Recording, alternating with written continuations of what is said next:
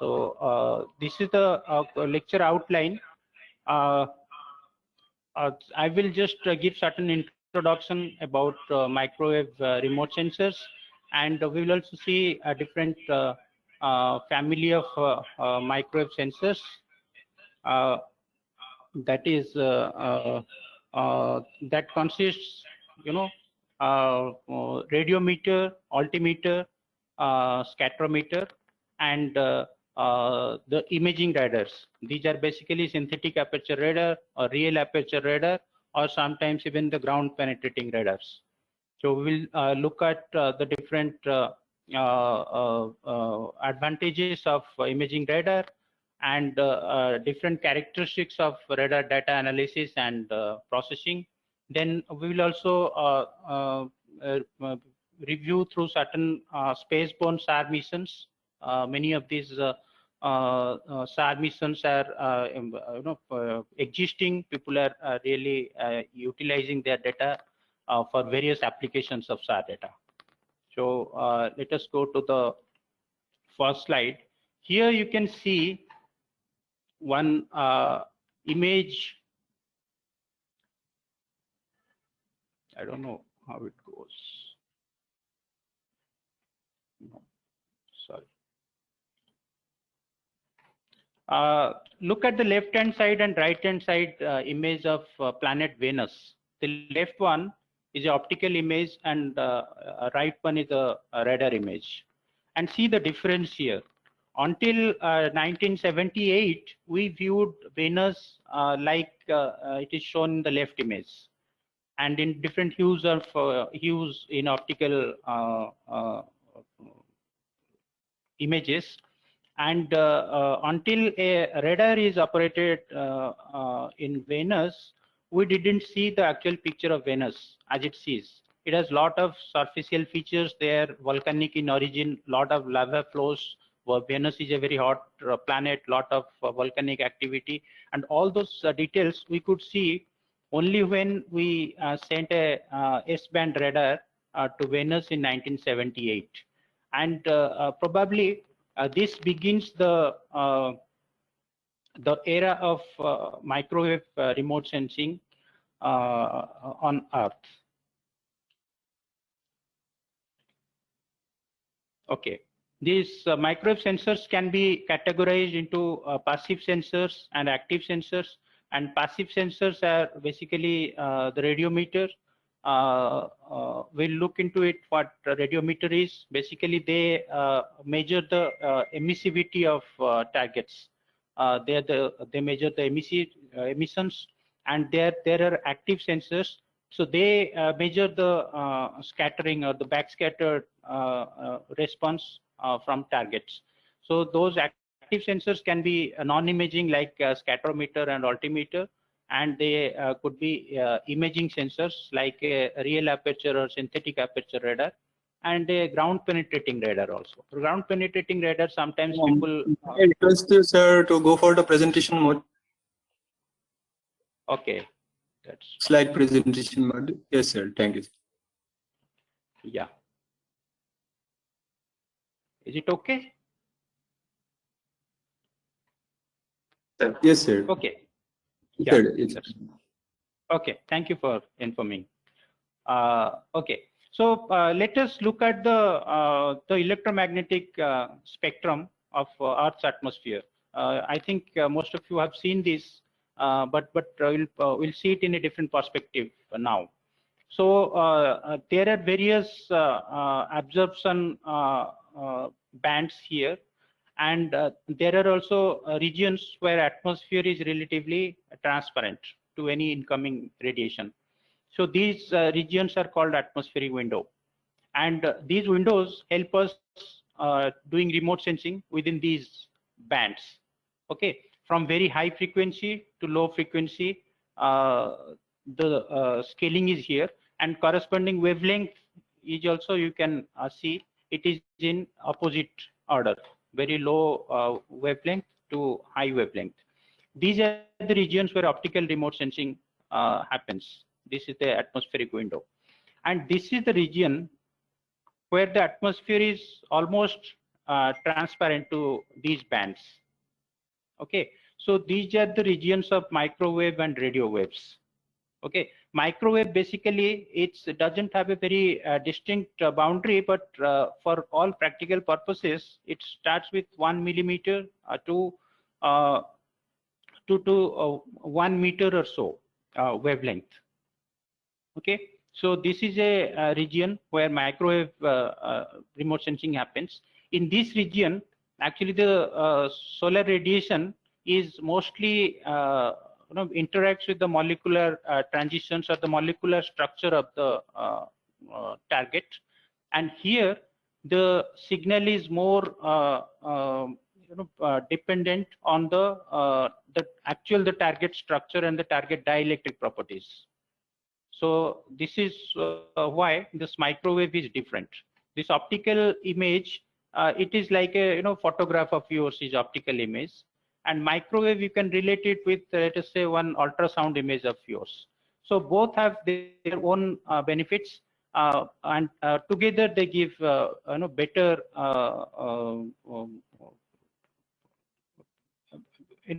benefits. And a microwave has different characteristics.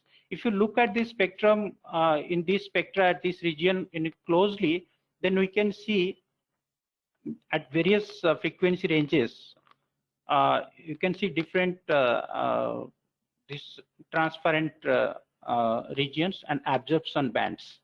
And effectively from 0 to 50 gigahertz frequency, this atmosphere is more or like transparent. Apart from few absorptions, water absorption here, and some water absorption and oxygen absorption at very high frequency. Okay, so if you look at the current frequency allocations for microwave remote sensing, its frequency, it ranges from almost 0.25 to 40 or 50 gigahertz. So mostly in these regions, this microwave remote sensing operates. Okay, for convenience, this region has been divided into various bands like Ka band, Ku band, X band, C, S, L, and P. These nomenclature is basically generated during Second World War time to address certain frequency bands where the enemy radars will operate, and they will do telecommunication using these bands. So these bands have their own nomenclatures, so I will not get into that. But these are basically the bands, and you can remember the sequence here: Ka, Ku, X, C, S, L, P in descending order of frequency and ascending order of wavelength. And there is a relationship between frequency and wavelength depending upon the velocity of light in a vacuum. So if we know the frequency in gigahertz, we can compute the wavelength in centimeter by a very simple transformation. So at very high frequency, the wavelength is very low, and this band is sometimes attenuated by some atmospheric constituents. And when we move to very low frequency bands and high wavelength, let us say from C band, S, L, and P, these are almost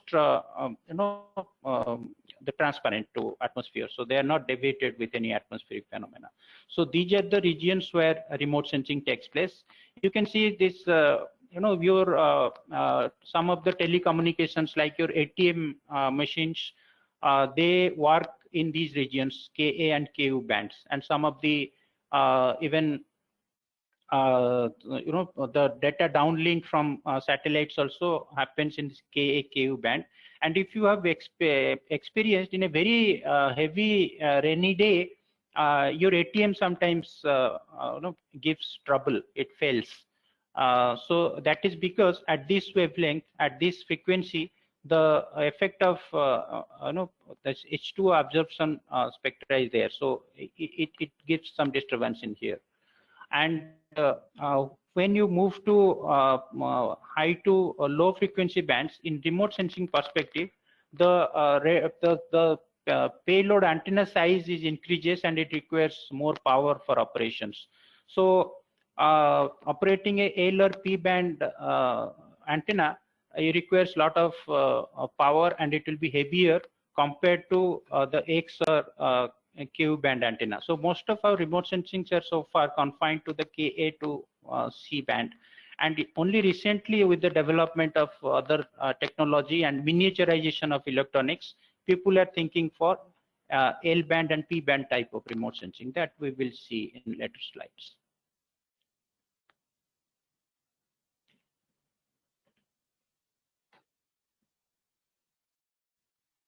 Well,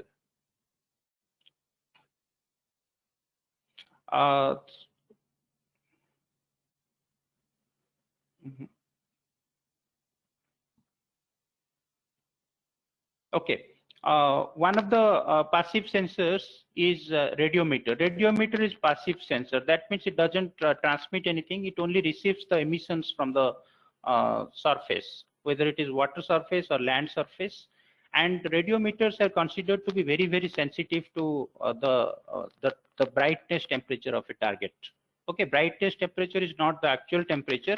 It is basically brightness temperature multiplied by the emissivity of a target gives the actual physical temperature. So radiometers has to be calibrated with a very cold and hot environment. So on space, this very cold environment provides your open sky. You look at the cold sky, you turn your radiometer to the cold sky, you get as low as 2.7 degree Kelvin temperature. And if you look at the radio frequency termination on the satellite, then you get some very hot temperature there. So if it is calibrated there, so anything it gets returned from the land surface, that accordingly is calibrated with respect to the cold and hot, and the actual brightness temperature is gained here. You can look at this equation here. The gain is calculated based on this calibration of cold sky and hot target, and you get a brightness temperature from the radiometers. Radiometers are very good instruments to look at the sea surface temperature. If you look at these images here, these are basically generated from one of the very first and very important sensor on Indian satellite OceanSat-1. It's multi-frequency scanning microwave radiometer, MSMR. MSMR is a radiometer that has multiple frequency bands, and that provided very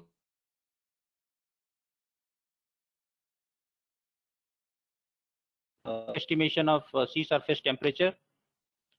Then sea surface wind. This is a product derived from brightness temperature, and water vapor content also in the atmosphere.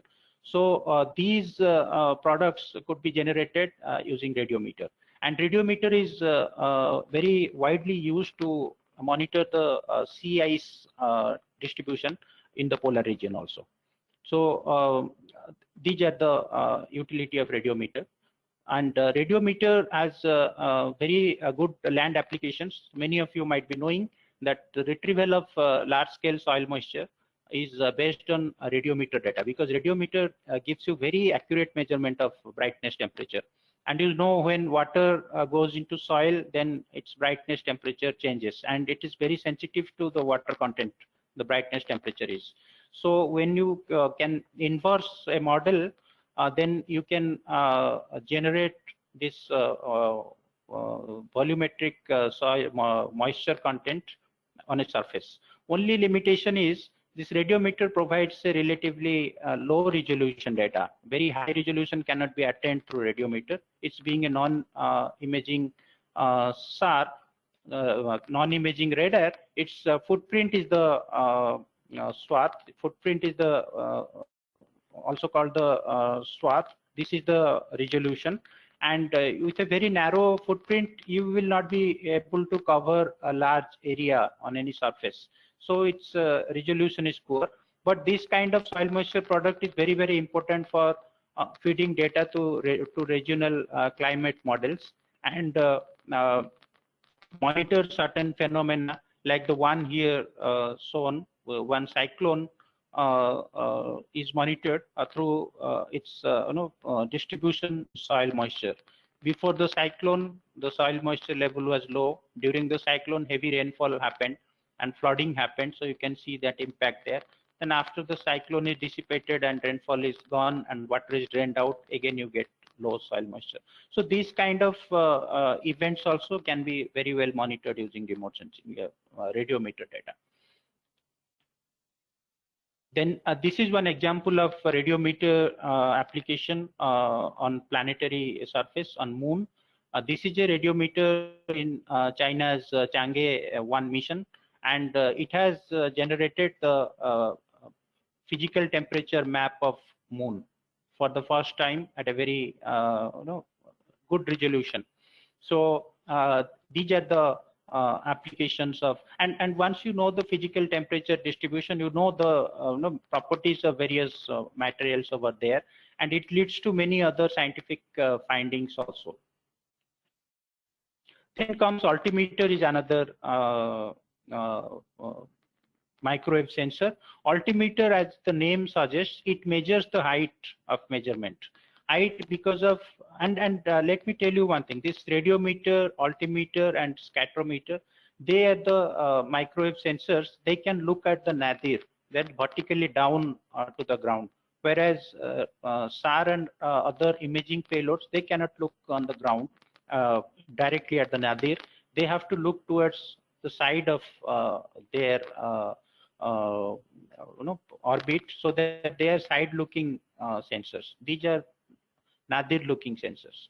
So altimeter basically is the waveform it generates and it sends toward the ground, and it interacts with the ground and comes back to the sensor. So the two-way travel time is measured very accurately, and accordingly the height of the the range is found, and height of the target with respect to a datum is calculated. So altimeters are very, very important lander mission in planetary missions. When from an orbiting satellite, a lander is detached and for descent on the planetary surface, then every height there matters. When the thrusters will be operated, when the parachute will be deployed, everything, it requires a very accurate measurement of height there. So altimeters are generally placed in such landers. So they measure real time the height and guide the lander when to deploy certain things. So altimeters, they very accurately measure the height. And you can see through this schematics that a waveform, when released, when interacts with the target, depending upon the roughness of the target, a concentric this waveform return will be formed, and as the wave interacts with the target more, the concentric region will expand, and later on it will dissipate when the waveform completely interacts with the target. So the entire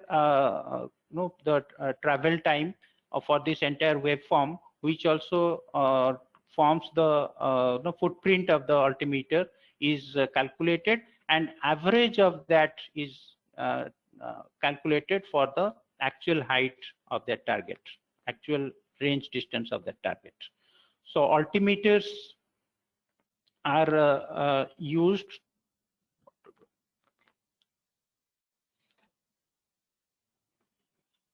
for measuring the sea surface height. Sea surface height measurement is very, very important from oceanographic point of view. So this is a global map of sea surface height generated from two very famous altimeters, Soral and Jason 2, and you can see the sea surface height. And this being a non-imaging sensor, you can see in one track here, this is actually one orbit of this altimeter. Every footprint, there is one value it gathers here. Because for imaging sensor, you need to generate two-dimensional array of pixels. So those altimeters, scatterometers, and radiometers, they're unable to do that. And they only collect the data along the orbit. And these then, when many of the orbit data is plotted, the actual image looks like this. So these are very important contributions of altimeters. Then another payload is the scatterometer. Scatterometer measures the backscatter from a target very, very accurately, more accurately than synthetic aperture radar. So this is one example of a famous scatterometer in OceanSat-2, OSCAT. And scatterometer basically has a rotating antenna. It has a circular radar here, and it continuously rotates through a motor. And as it rotates, it collects its waveforms, interacts with this target in a circular manner. And every points it collects the radar intensity that is coming back to the sensor. And when it is a multi-beam scatterometer, then you get two such circles here, and thereby it does the averaging of this backscatter and measure the backscatter very, very accurately. And scatterometers are generally generated to measure the backscatter from the ocean surface because it has a very footprint is large, and any places where the land and water, both things are present within its footprint, then scatterometer gets confused that how to average the backscatter here, because there will be very contrasting backscatter at that region. So in near coast region, scatterometer data doesn't work, where land and water, both things are there within its footprint. But people have extended the applications of scatterometer data for various land applications also. So let us see a few examples here. Okay, scatterometers are very good at that generating the wind vectors. Okay, based on the ocean, as the wind blows, accordingly it will influence the sea surface waves also, which is measured by scatterometer, and from that the wind velocity is retrieved.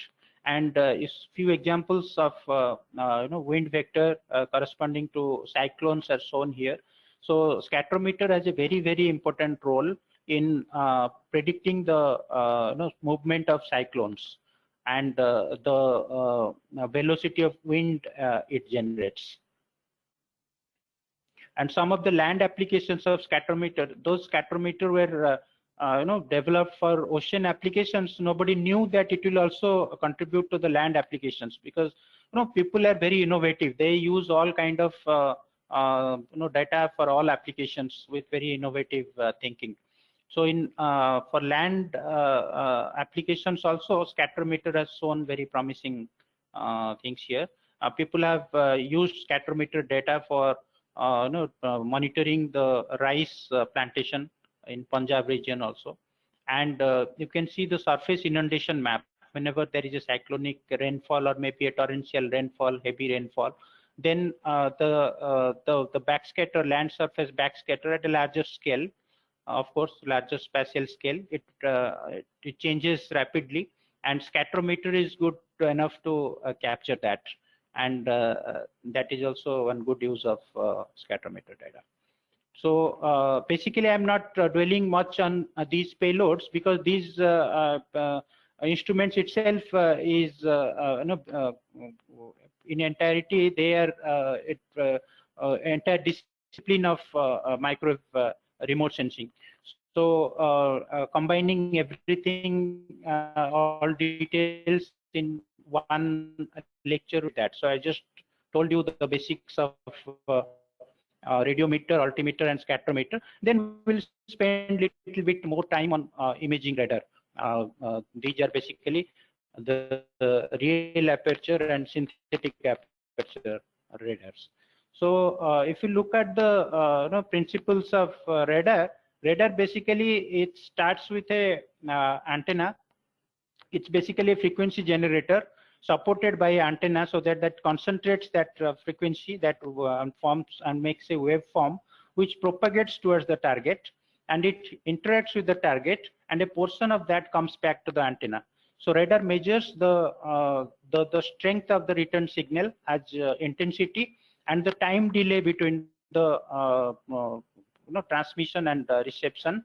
So two parameters it measures. Okay, as there is a two-way propagation, so radar measures the time delay is computed by dividing the factor of 2 with the total time delay. And in this diagram, you can see a airborne radar. It sends waveforms to the targets, and as it moves here and interacts with the target, then the returned waveforms are also comes, and this radar receives it. Okay, and as these waveforms travel with the velocity of light, so the velocity of this platform, whether it is a aircraft or satellite, it doesn't impact much. It doesn't add to the confusion that whether the waveform is comes from a previous transmission or new transmission. So it happens like this. So in this case, you can see the waveform interacts with the normal ground surface, and here we get less return as the backscatter signal. When it interacts with a building, it is giving very high return here, and in a when it interacts with a tree, it gives some intermediate intensity in backscatter signal. So this gives one idea that the return signal radar return signal is low in case of smooth surface or maybe surface or rough surface. It is very high in case of buildings or the vertically aligned targets, and intermediate for vegetation, because vegetation is semi-transparent to radar signal.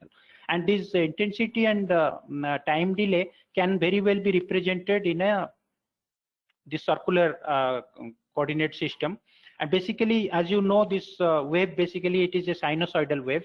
So the representation of sinusoidal wave is very well done in a circular coordinate system, where this r is the amplitude of the wave, and this theta is the phase. Phase is can be anything between 0 and 360 degree, like this circle. So anywhere at any point we can measure the amplitude and the absolute phase of a radar signal. As the amplitude increases, the size of this radius will increase, and amplitude decreases, this radius will decrease. And any SAR data is basically it comes as a complex number. Let us say A plus IB here. A and B are basically referred to as the in phase and quadrature component of the complex numbers. And if you can calculate the amplitude from that, that is the square root of A square plus B square, and phase at any point of time as tan inverse B by A. So basically from radar data, we calculate the amplitude and phase through these relations. And when is this being an imaging sensor, you can see when radar interacts with the target, and it basically sends electric pulse to the targets, and target sends back electric pulses. Radar measures the electric voltage there. This voltage is through an amplifier. It is converted. It is normalized to a value, and each voltage is assigned to a digital numbers and forms a two-dimensional array of images. And let me tell you one thing here. This radars are basically, in case of a typical spaceborne radar, the transmission power is in terms of some kilowatts. Okay, some kilowatts of microwave energy is transmitted, and after interaction with the target and whatever comes back to the radar, it is in terms of milliwatts. Okay, so kilowatts of energy is transmitted and milliwatts are received. So therefore amplifier is required to convert that into the numbers that is actually scalable. That is because one radar and another radar, they will have different power combinations. So in order this amplifications, we get a certain this gain value to get these electrical signals when converted to digital numbers. They are consistent from one sensor to the another. And this represents a simple radar equation. How much electric signal, or that we will refer to as amplitude, we will get from or power we will get from a radar from a target. It depends upon the wavelength, the gain of the radar system, that is this area, this component, and the range of the target. The farther the targets, lesser will be the power. And from this relationship, you can see it depends on lambda and r. Lambda is the wavelength. So for higher wavelength, we'll get you expect to get higher radar return, and farther the target, you will get low radar return. Okay, to go a little bit faster. Then from this data, this radar data, the intensity is calculated. That is simply the amplitude square. And there are certain measurements that is made in remote sensing. Those are the radar backscatter coefficients. The backscatter coefficients, basically these are the normalized values of radar power. So that is normalized in such a fashion that for one sensor to another, this value will remain consistent. Okay, irrespective of the power and the antenna size you use for remote sensing. So these backscatter coefficients could be sigma naught, gamma naught, or beta naught. You can see in this diagram, the sigma naught is basically represents the ground projected, the backscatter calculated at the ground projected plane, and beta naught is the backscatter generated at the slant range. It is the actual plane the radar looks to a target, and gamma naught is orthogonal to that. These three have different connotations in remote sensing. Many people use gamma naught as a parameter for target intensity. Nevertheless, you can use these three interchangeably, and there is no such hard and fast rule that you address your target intensity as sigma naught, beta naught, or gamma naught. But you have to tell it beforehand that you are using gamma naught or sigma naught. Sigma naught is required incidence angle of the radar also. This radar being a side-looking sensor, so the angle at which it interacts with the target orthogonal to it makes a angle to the orthogonal direction of that surface, and this is called the incidence angle. So sigma naught is calculated with incidence angle information from along with the beta naught. Okay, so in case of sigma naught, incidence angle information is very, very essential, whereas for gamma naught you may not require that. You can do it. And for different sensors, some calibration coefficient, that is calibration factor, is also generated based on the gain of that sensor, so that after applying calibration coefficient to the sigma naught or gamma naught values, then you can make intersensor comparison for any backscatter values. These are some of the characteristics of radar remote sensing. This is a comparison of optical and radar image. So radar image is all weather compatibility. So they are not influenced by the clouds or any atmospheric constituents. You can see one image taken on the same day by optical and radar scene. You can see the difference here. It is cloud covered and you don't see clouds here. Then it's all weather capability with a condition that your wavelength should be better than X-band. You can see this black area here. This is basically not a cloud shadow. This is basically a region with very heavy rainfall. It's active rainfall. In case of very heavy active rainfall, the low wavelength bands gets affected here. You can see in X band, this rainfall area is seen here. C band, it is very lightly seen here, and L band, you don't see that. So it is completely transparent to that also. So even though we say that microwave remote sensing is invariant to atmospheric compositions, but in case of a very heavy rainfall, this high frequency or low wavelength radar are affected, whereas the longer wavelength frequency bands, they are totally transparent to any of the atmospheric conditions. Okay, then it also allows for day-night operation, and this image is basically taken during night time. This is a airborne SAR data in L band, and you can see the bright dots are basically the individual trees, isolated trees here, and you can also see shadows associated with trees. These shadows are basically not the solar shadows. These are basically the radar shadows, or we call it as electromagnetic shadows. Okay, so on this, looking at these shadows, you can easily say that what is the look direction of sensor. Shadow is in this direction. That means radar was looking from north to south here. Then you can see shadows here.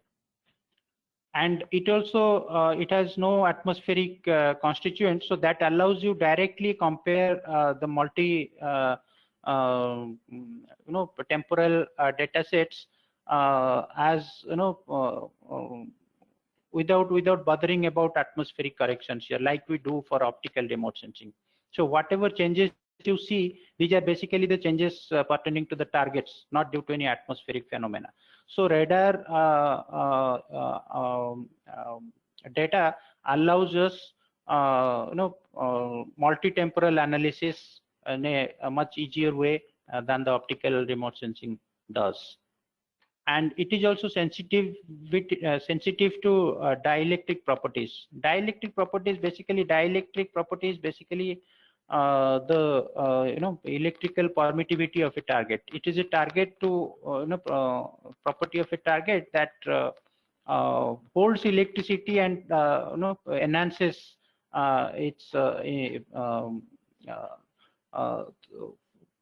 while scattering, it enhances the electric energy.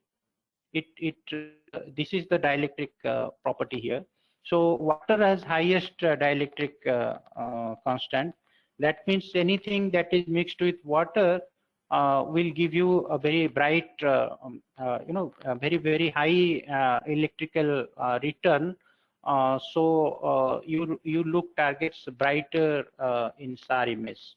Contrary to optical image, when a moist land surface will show darker in optical remote sensing, in radar it is brighter. Okay, you look at these two images, one acquired during summer season, one in rainy season.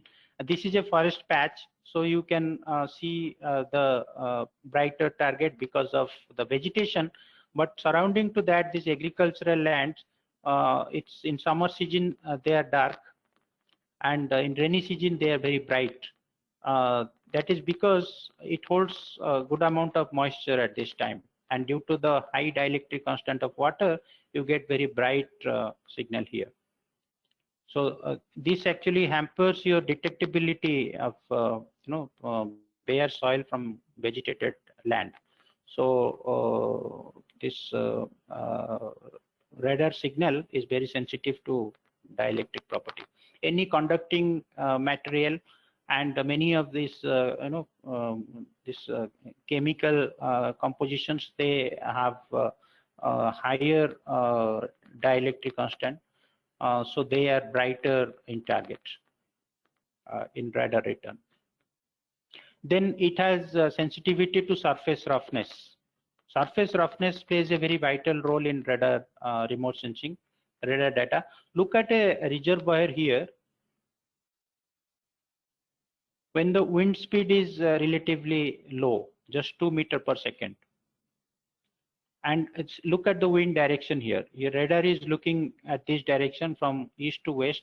The wind direction is just orthogonal to that, and very low wind speed. You don't see any ripples on the water. So water looks very dark here. You can easily discern between the land and water here.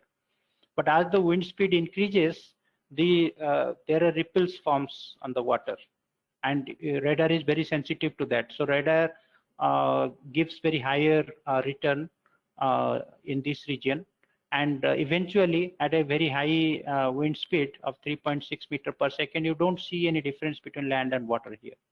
So this is one of the advantage or disadvantage of radar. You can see it is very sensitive to surface roughness. So rough surfaces has a very higher radar return, and this affects your estimation of soil moisture from land, from bare surface.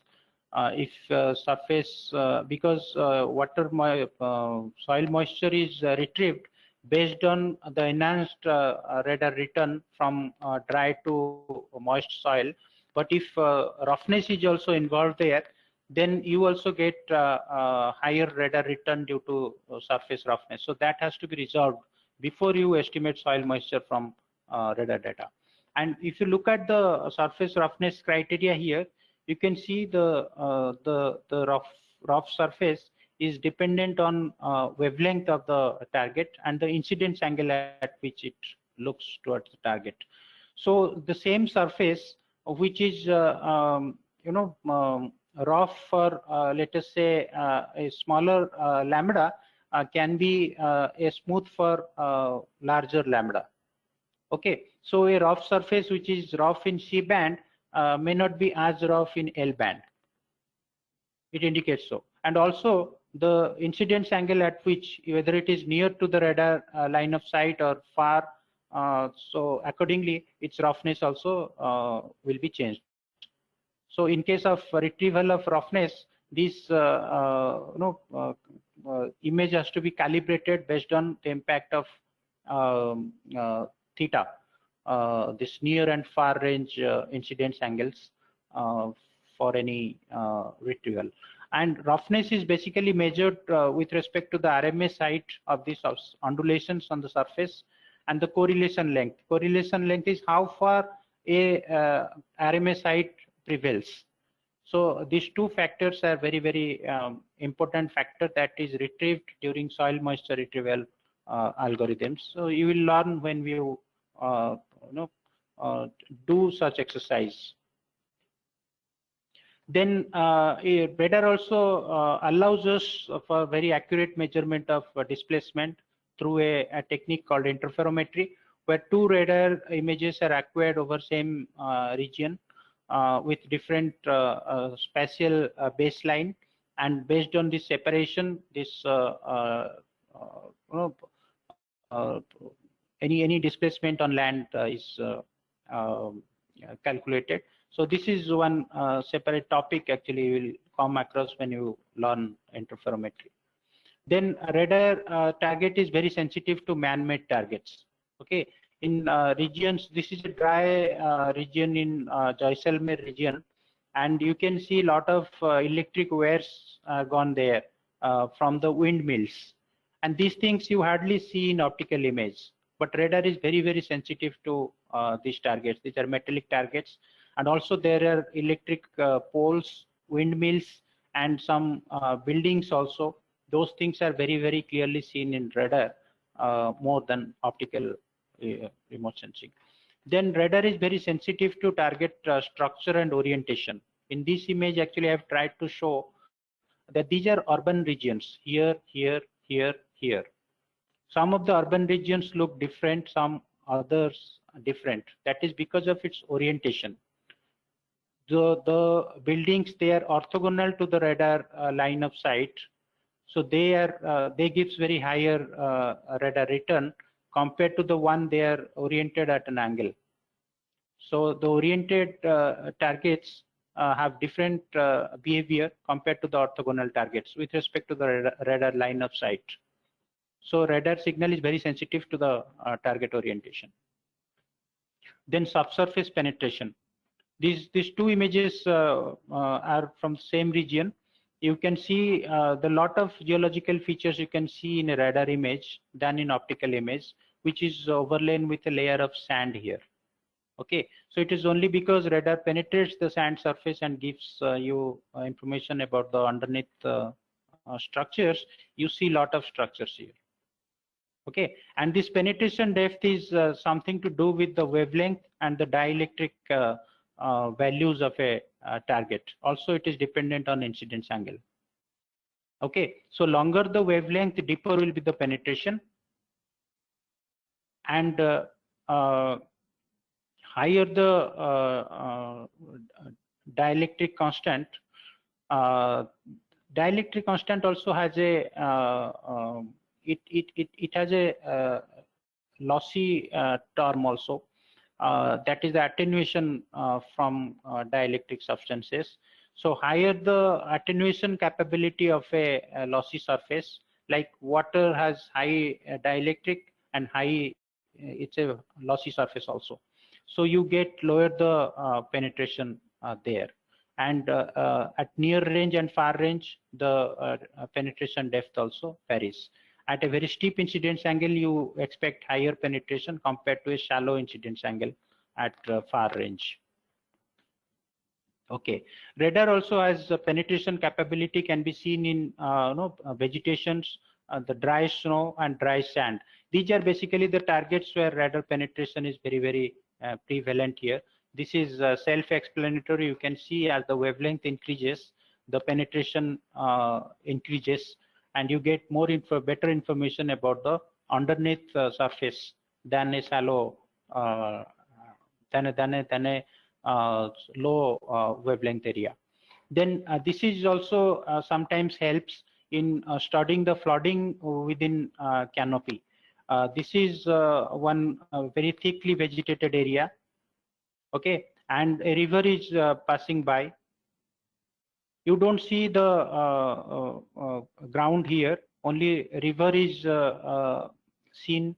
And when the flooding in river takes place, then water, this inundation of its floodplain takes place here, which cannot be seen in optical data, but radar, as it penetrates from this situation to this situation, it gives a very higher return here.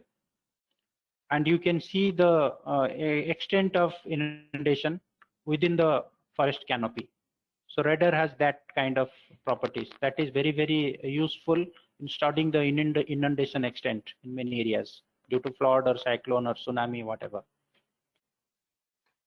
And basically the radar remote sensing on a nutshell, if you can see, it is basically sensitive to the number density of scatterers within a resolution cell. Okay, how many? A resolution cell has, let us say, for example, a resolution cell is 25 meter by 25 meter. If there are 3 trees or 15 trees within that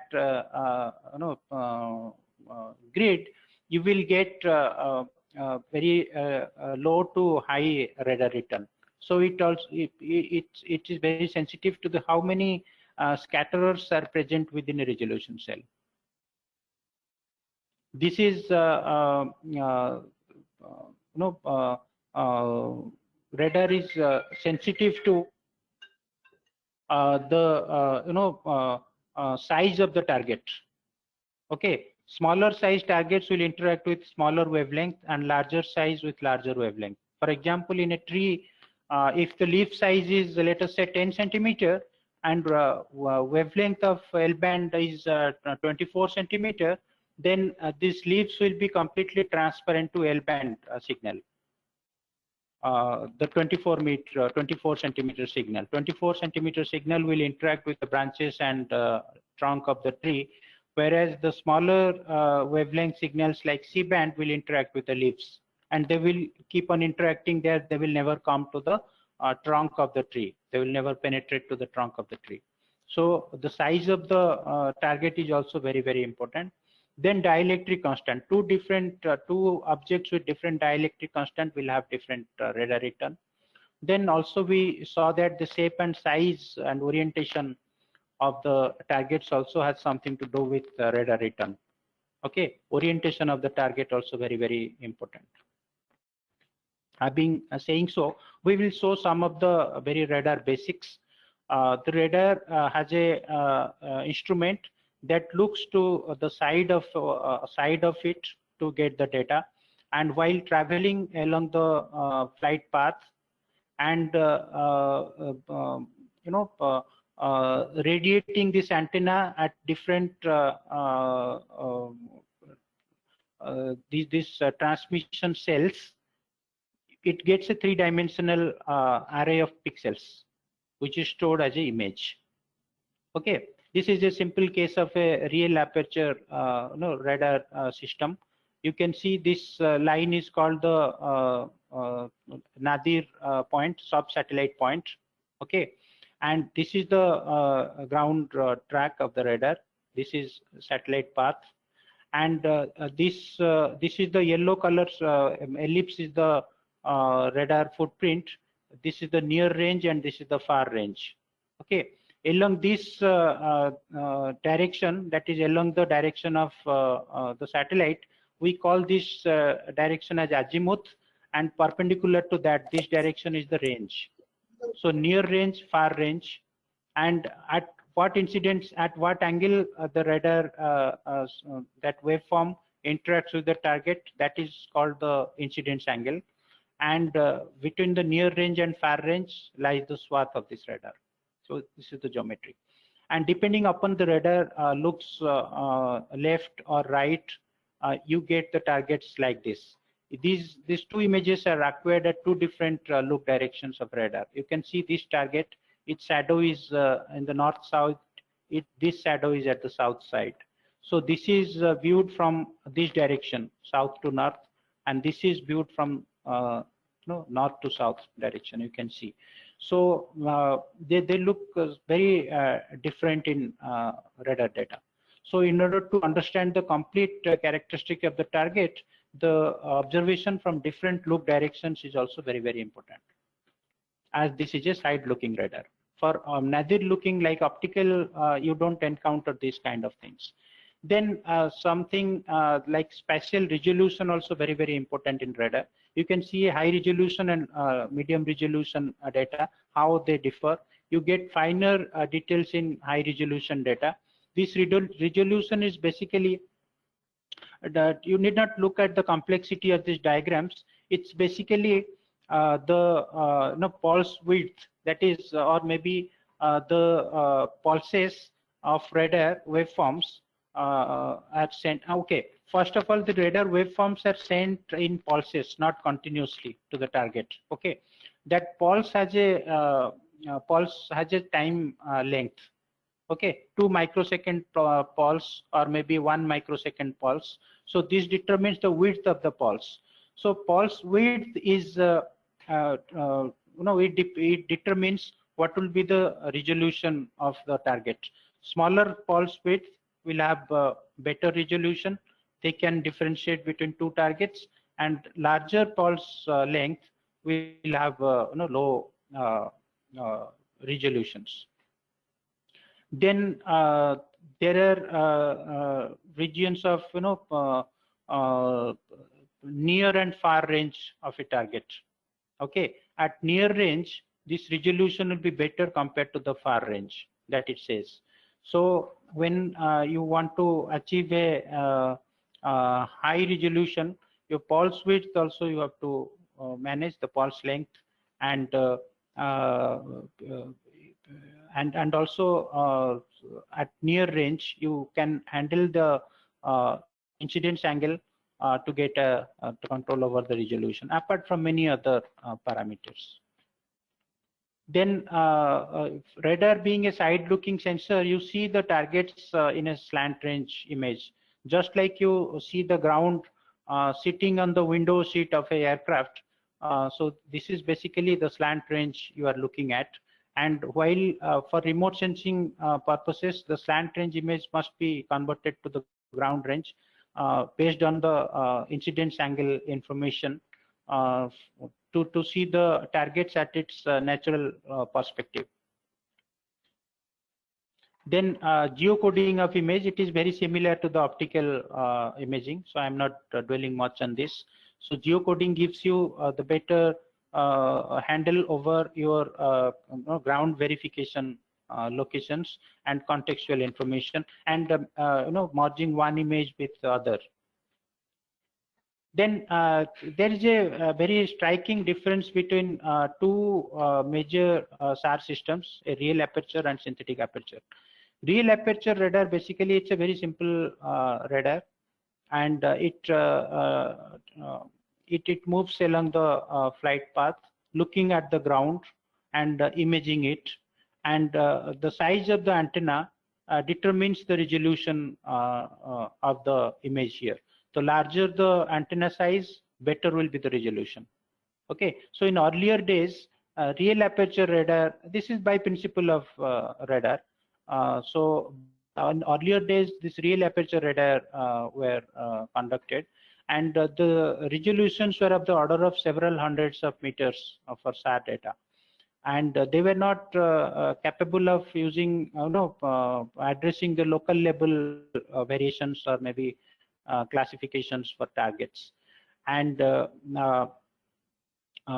you can see it's the range resolution was governed by c tau divided by 2 cos theta. C is the velocity of light, tau is the time duration, the pulse duration, and theta is the incidence angle. And at azimuth resolution, this is lambda, r is the range distance from satellite to the target, and L is the length of the antenna. So larger length antenna only will give a better resolution. This was the case. This was this difficulty of getting high resolution were solved by a very revolutionary technique called a synthetic aperture radar.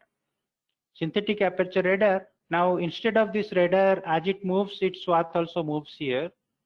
Here, what it happens, you take the radar and just look at this region continuously for a longer duration. You start looking at this point from here and keep on looking this point up to here. So in that way, you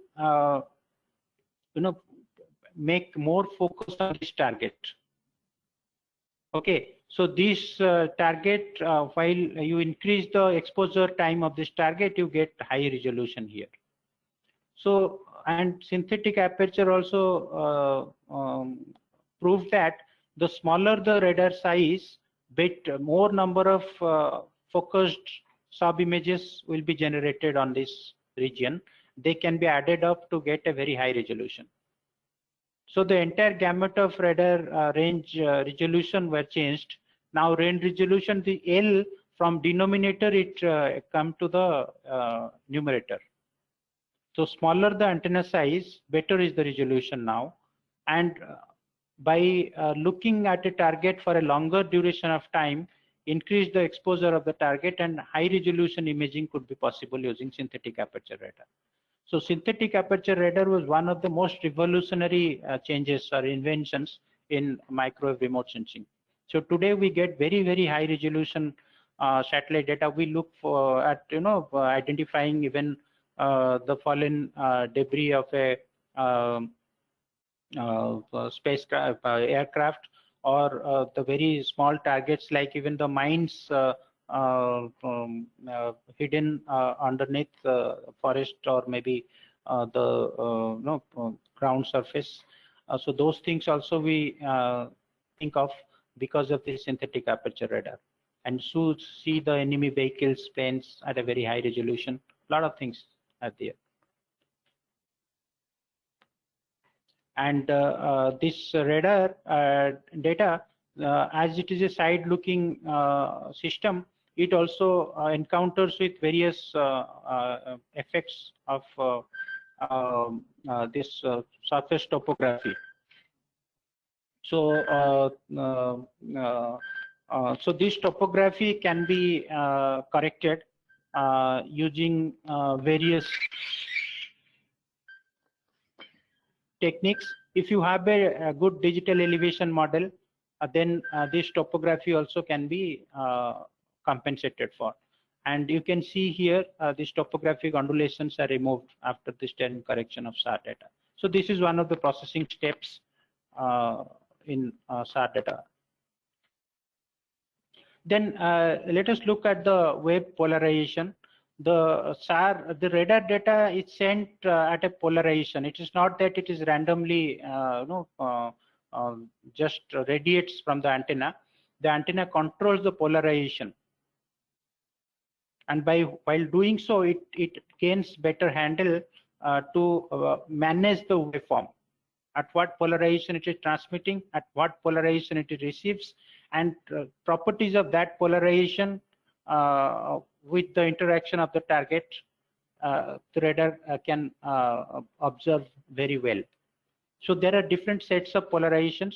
You can see this wave, it's a typical electromagnetic wave here, and this red colored wave is basically vertically oscillating, and the blue one is horizontally. Okay, these are basically the electrical waves. And accordingly, you have vertical polarization and horizontal polarization. And also you can combine these horizontal and vertical polarizations to get circular polarizations. So there are different radar sensors. They operate in either horizontal, vertical, or a combination of these two polarizations that we will see later on. One thing I forgot to tell you, it's basically electromagnetic wave is a combination of electric and magnetic component. Okay, so why we measure only the electrical properties of this wave? It's basically, it is very easy to manage electrical measurements through electronics, through hardwares. Thus, measuring this magnetic component of electromagnetic wave is very difficult. And these electric signals also, they're more interactive with the target properties. So we get many target information through this electrical wave measurements only. So okay, let us see in what is the role of this polarization when transmitted. You can see radar can transmit in horizontal polarization and receive in that polarization. It can do similar things in vertical polarization, or it can mix horizontal and vertical polarization, like a transmission in horizontal and receive in vertical polarization. In all the combinations, the image looks very different. This is one typical SAR image over Mumbai region. You can see these urban areas are more brighter in horizontal polarization image. This is a forest patch here. This is more bright in cross polarization, and the water surface or the smooth surfaces, they are brighter in vertical polarization. So all polarizations have different properties, and if you combine all these three, you get very good representation of this region, and you can easily run a very good classifier to get these targets classified.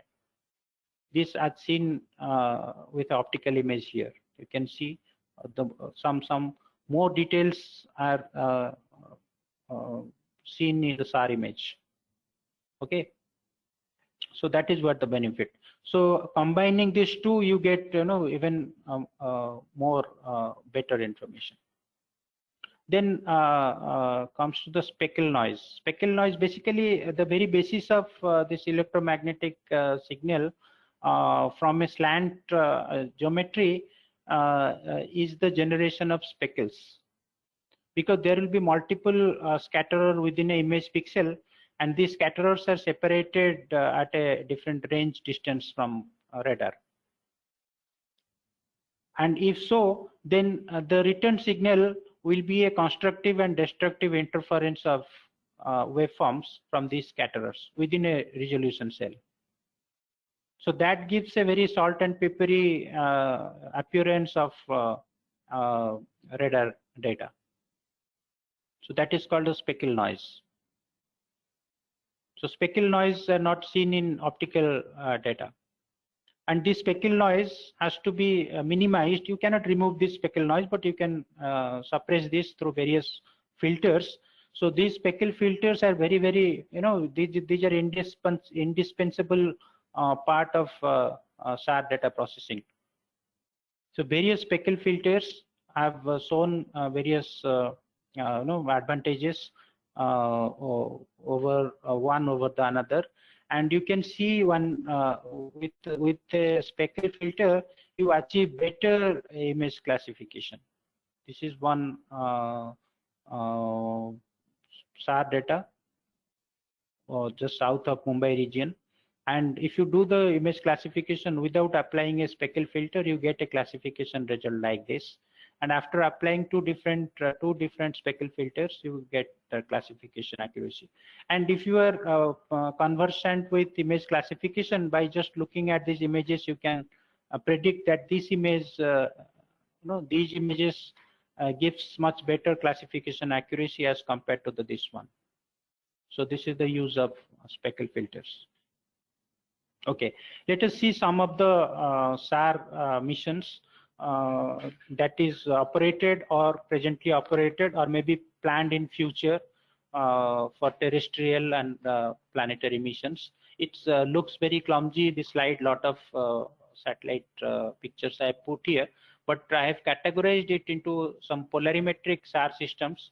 These polarimetric SAR systems, basically the systems, they transmit in both horizontal and vertical polarizations and receive in vertical and horizontal polarizations also. So though they measure the complete scattering information of a target. So the very important polarimetric SAR systems are ALOS Pulsar 1 and ALOS Pulsar 2. These are two Japanese L-band radars. So they contributed very heavily to the SAR polarimetry for terrestrial applications. Then one X-band polarimetric radar, TerraSAR. This is from the European Union, led by Germany. And RadarSat-2, this is from Canadian remote sensing, Canadian Space Agency. This is a C-band radar. So these are the polarimetric sensors.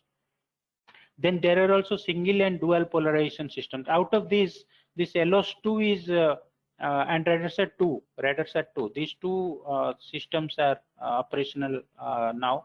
TerraSAR is also operational. TerraSAR has added new satellites to it, like tandem satellites, and there are also upcoming missions that we will see in subsequent slide.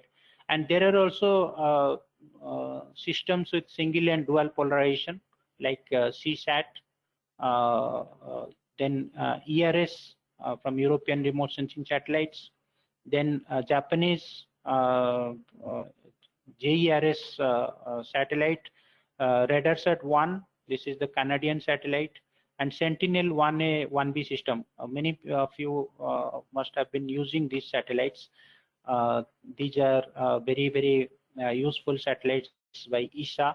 They have combinations of optical as well as radar satellites, and provides many data types in optical, thermal, and radar. And there are also Indian satellites. First one was the ARISAT-1 radar imaging satellite, operated between 2012 and 16. It operated in C-band. It was it also it was operated in a polarimetric mode that is called hybrid polarimetry, when your transmission is in circular polarization and reception in linear polarizations. This also contributed significantly to the radar remote sensing in India. Then there are planetary missions, SAR systems in planetary missions like Chandrayaan-1, Chandrayaan-2, and LRO. LRO is Lunar Reconnaissance Orbiter of a American NASA satellite. It has it was operated in S and X band together. Our Chandrayaan-2 system had L and S band dual frequency SAR system. As ARISAT is our own satellite, I will just get you through some of its specifications. This is basically the first ever satellite that had a circular polarimetry mode of operation. That is, circular polarimetry mode is basically when your satellite transmits in circular polarization and receives in linear polarizations, horizontal and vertical. And there are many firsts for this satellite. It was a multi-modal satellite and provided data in single pole, dual pole, this circular pole. Also, we call this as hybrid pole and quad pole imaging, and with resolution varying from 1 meter to 50 meter. And this image swaths, they're ranging from 10 kilometer to 225 kilometers. And it was a very versatile satellite, provided very valuable data to the Indian microwave remote sensing community. Then one more satellite that is we are closely associated with. This is basically a satellite that is going to be launched in 2022, late 2022. This is called NASA ISRO Synthetic Aperture Radar, or NISAR. People call it as NISAR also. So this is a first ever dual frequency SAR system on terrestrial system. It will have S band and L band joint modes with the very lucrative specifications, very high swath and high resolution, and it is going to revolutionize the SAR remote sensing in the world, because this is a mission that will provide you data in free and open environment. Okay, it's the data policy is open, and it will collect data over all the land masses and polar regions of Earth continuously with a repeat cycle of 12 days. So every 12 days you will get a global coverage of all land mass, sea ice, and coastal oceans. And this data is absolutely free and with very high this radiometric accuracy, and it will be a very well calibrated data also. Okay, now we'll look at some of the applications of SAR data. So one of the major applications I would attribute to SAR is agriculture monitoring. Agriculture monitoring is a very well established remote sensing activity in India, but optical remote sensing, they face trouble during kharif crop on monsoon season, when most of the regions are cloudy. You don't get reliable optical data, so that time the SAR data plays a very vital role. And this example shows progression of rice plantation in West Bengal region, and these are very well studied using SAR data. And SAR data is also very sensitive to different crop structures, structural crops like cotton, maize. They are structurally so different that they can be very well be classified in SAR data. Don't even look at its NDVI or its this chlorophyll content. Similarly, the various different crops are classified using SAR data through very advanced classification techniques available these days. And you can see the role of frequency in crop classification. Okay, so here one example shown, the crop classification using C-band data, L-band data, P-band data, and a combination of C, L, and P. And you see there is a increase in crop classification accuracy from C-band to L-band here.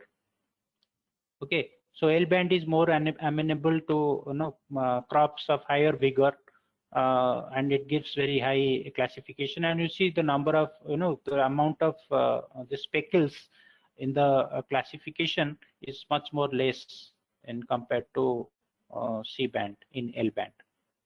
Okay, and P-band, it is a highly penetrative wavelength, so many of these crops they becomes invisible in C-band. What C-band looks at is only the bare soil beneath the crop.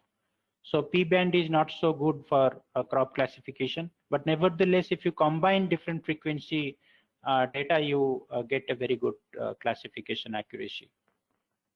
That is what it shows. Then I will skip this slide. This is basically how SAR data is used for crop monitoring in Southeastern Asian regions. Then another very important applications of SAR data is soil moisture estimation. This radar data, due to its sensitivity to water content, it can be inverted to get soil moisture estimation. Even though radiometers are very provides very good accuracy of soil moisture, but for high resolution soil moisture maps, radar is the only solution. So people are looking at combining radar data and radiometer data to get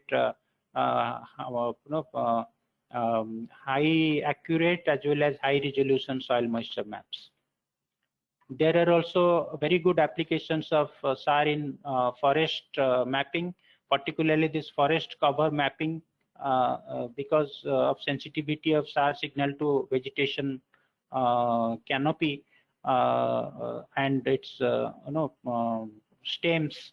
So it is very good at giving you estimation of forest cover. This slide shows so. And also it is sensitive to the vegetation biomass. This problem, when you talk about forest biomass, then forest, most of the biomass of a tree is accumulated in its branches and stems rather than its leaves. Okay, so that is why optical data, sometimes people have tried NDVI or maybe similar indices for biomass retrieval in forest region. So they failed there because NDVI has no relation to the forest biomass. There you can attribute this to the timber type trees and trees with very heavy canopy but low biomass. So in case of NDVI, it will give a very negative correlation with biomass if you go for NDVI type analysis. But SAR data, it is very amenable to the kind of wooden material that is present within the vegetation and gives you a fair estimate of biomass. The data, whether it is a deciduous series time or leaf on time or leaf off side time, it hardly matters. So here one example shows the biomass of Karnataka forest has been retrieved using L-band SAR data. So SAR data also is very useful in wetland monitoring due to its sensitivity to the standing water and related vegetation. You can see one example here. This is the inundation map over India generated using RISAT data. And these are the time series inundation maps of West Bengal derived from 7th July to 24th August. And most of the inundations you find in the monsoon months when you don't get cloud-free optical data. So SAR data is capable of capturing the inundation extent during monsoon months. SAR has very good applications for snow glacier mapping, different glacier features. Actually, it was a animated video, but I'm presenting through PDF files, so it's unable to show. But nevertheless, you can see the different zones of glaciers very well mapped with SAR data, notwithstanding availability of cloud-free data of optical remote sensing. So this has very good applications. And the SAR data, because of its sensitivity to target movements, it also gives the glacier deformation and glacier ice velocity over various regions. Those has been retrieved using SAR data. Then sea ice characterization also is one of the important applications with SAR data. Sea ice, the different components of sea ice, whether it is compact ice or freshly formed ice, or whether it is thin or thick ice, or maybe ice flow, all these things are very well separated in SAR data compared to optical data. In geology also, due to its surface penetration ability, you can very well identify paleo channels, and also these are sensitive to lineaments, and many of the geological structures you can see in higher wavelength SAR data compared to optical data. Then interferometric applications, SAR interferometric applications for land deformation is one of the major goals of any SAR mission. You can measure the deformations in millimeters using a very well calibrated interferometric system. This shows one example here.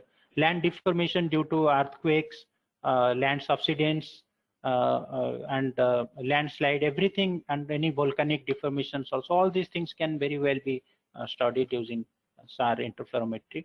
This one shows one example of urban area that is subsiding due to overexploitation of groundwater, and this one is due to the mineral exploitations, and these deformations as very well be captured using SAR interferometry. Then in the coastal area also, SAR has very good applications. You can see, as the ocean winds they flow, they also impact the waves. Even though SAR cannot see the winds here, but its impact on ocean waves can be seen, and from there the wind velocity is retrieved. And as I said, scatterometer is the best sensor for wind velocity retrieval.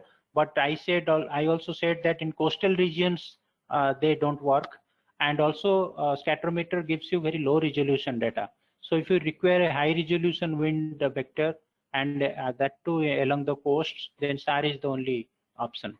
And SAR is also useful in using these wave patterns to determine the depth of this water in coastal regions. So coastal bathymetry is one of the emerging fields with SAR data.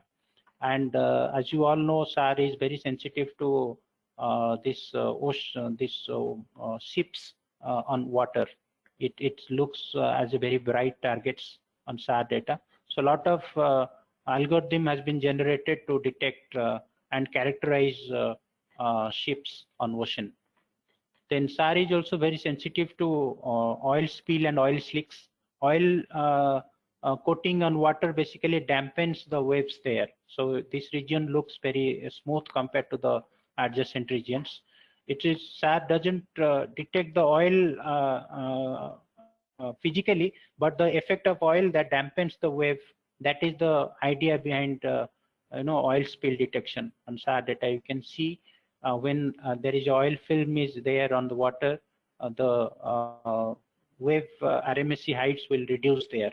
So on that basis, the oil spill is detected, which is otherwise very, very difficult with optical remote sensing. And look at here, you can predict that this is a cyclonic system, and this is the land surface. This is related to one cyclone in the Odisha coast, and you see the very beautifully the cyclone is seen here, but it has no impact on land. Okay, you don't see this cyclonic system on the land. So that means this is basically the oceanic system that cyclone has produced. It is not the atmosphere clouds you are seeing here. Okay, so if you look at it, it is basically image taken from cyclone Fani, and through the ocean, its impact on the ocean system, you can very well study this cyclone system. So SAR has a role there also.